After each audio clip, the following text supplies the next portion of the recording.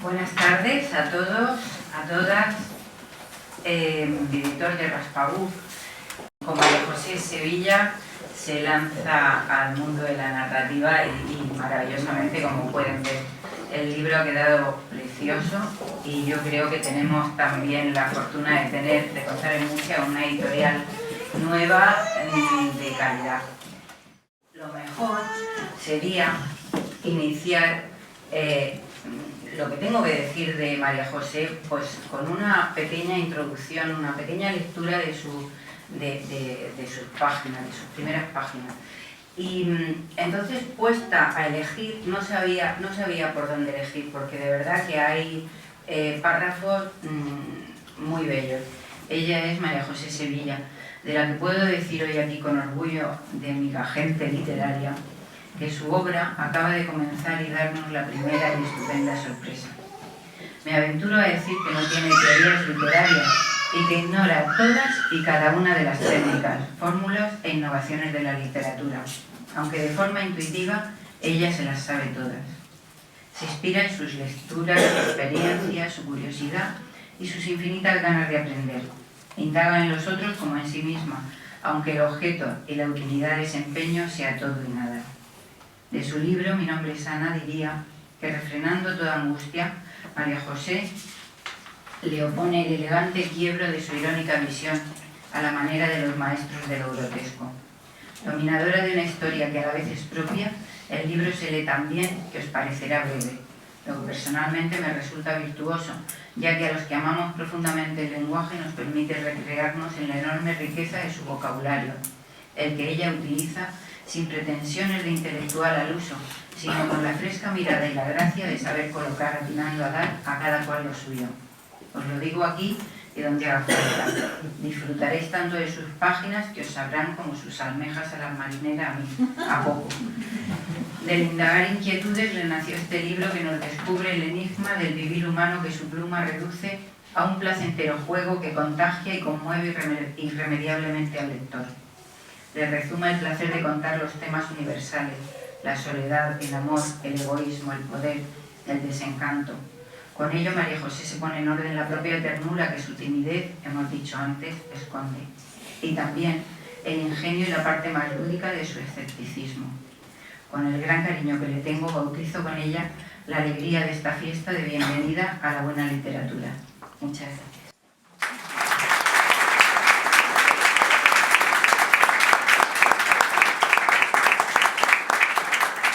Lo hago porque aquella de Mi nombre es Ana y esta Ana García son dos mujeres que, viniendo de un sufrimiento amoroso, son antagónicas en su decisión que les llevara a un destino diferenciado, distinto.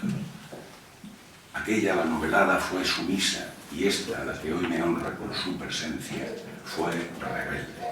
Pero aunque la vida de una de ellas nos pueda haber dejado un rescoldo de tristeza y la otra de una brillante lumbre, las dos mujeres de dos episodios nacionales y de una España que, como diría Machado, nos guarde Dios. Una novela puede empezar. No era el hombre más honesto ni el más piadoso, pero era un hombre valiente. Así empieza la primera entrega de nuestro amigo Arturo Pérez Reverte, y su ala triste no era modelo de virtudes, pero era valiente. Así dice Ana, la protagonista de la historia que hoy presentamos, que era el mayorazgo, su marido, precisamente, que no era precisamente piadoso, pero era un contrabandista valiente.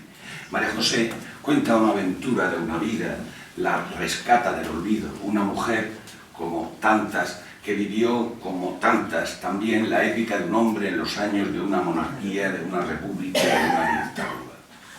Dicen que los únicos que cambian el curso de la historia son los poetas. Eso dicen. Pero ¿qué escriben los poetas de ahora? Se preguntaban aquellos años de exilio, el maestro de la vida y de la lírica, Rafael Alberti. ¿Y qué escriben ahora? Podemos preguntarnos. Una mujer de su tiempo, representante de un episodio nacional que todavía vive en el silencio de los maltratos tanto psíquicos como psicológicos. Esta es la literatura, la que nos duele y nos inquieta, la de personajes como si salieran de aquella casa de Bernarda Alba y se dispararan en unas bodas de sangre por amor, mujeres diversas pero con las mismas características sociales de una andrógena forma de vivir. Lo que sí puedo decir, para no divagar sobre el acto en el que estamos, es que en Murcia hay una escritora que es una mujer y es también una mujer valiente. La tenemos hoy aquí, en el Gaya, presentando su primera novela, arropada por su familia y sus amigos, celebrando la letra impresa de lo que hoy ya es un libro, por cierto, con una buena edición, su episódica novela. Quiso María José Sevilla ofrecernos en letra impresa la vida de Ana junto a su hombre, el mayorazgo. Seguramente hoy él le hubiese llamado también hembra, porque era de su propiedad, pero la verdad es que, sin revanchas por parte de la escritora, ha querido reflejar una realidad dura y sin escapatoria. La historia que se nos narra es la de aquella España de los señoritos, y también lo es la intrahistoria de unos personajes que no contaron nunca su vida y que ahora se escapan del silencio gracias a nuestra escritora. Quiero agradecer, que es lo mejor de todo. Le tengo que agradecer a mi amiga Marisa, la amiga de mi vida, y a Pedro, por presentarme, por decir, a Pedro por su prólogo, a Marisa por animarme, a Nono, que lo veo al fondo, muy al fondo, por haber sido capaz de recrear la foto de mi madre en el libro, una foto muy antigua. También a Raspabuca, la editorial, porque ha confiado en mí, que eso ya tiene su mérito, ¿no?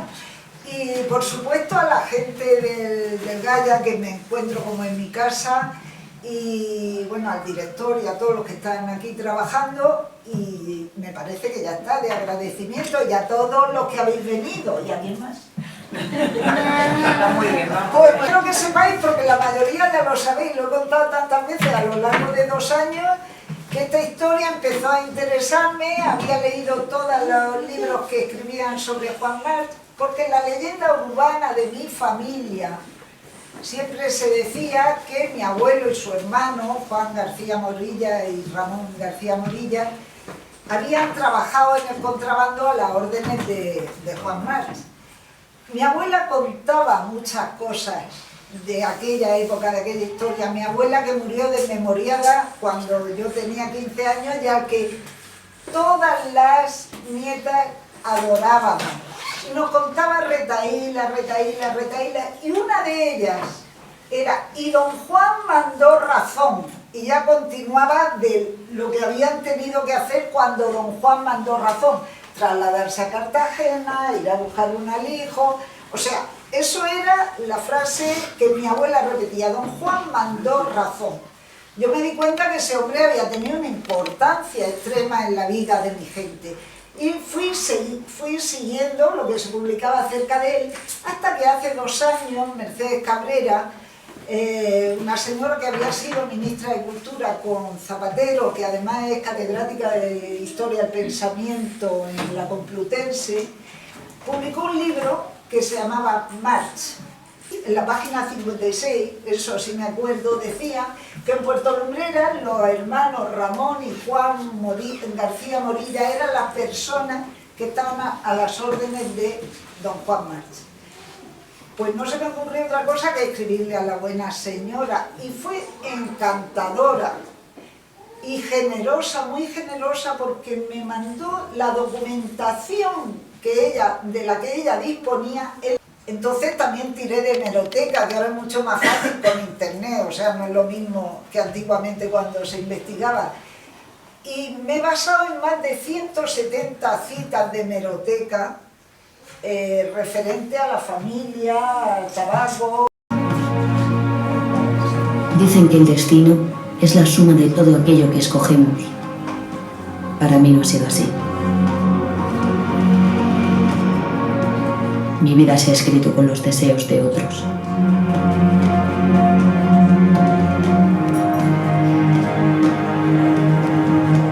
Elegí el silencio, convencida de que la felicidad podía crecer en ese territorio de soledad y abandono.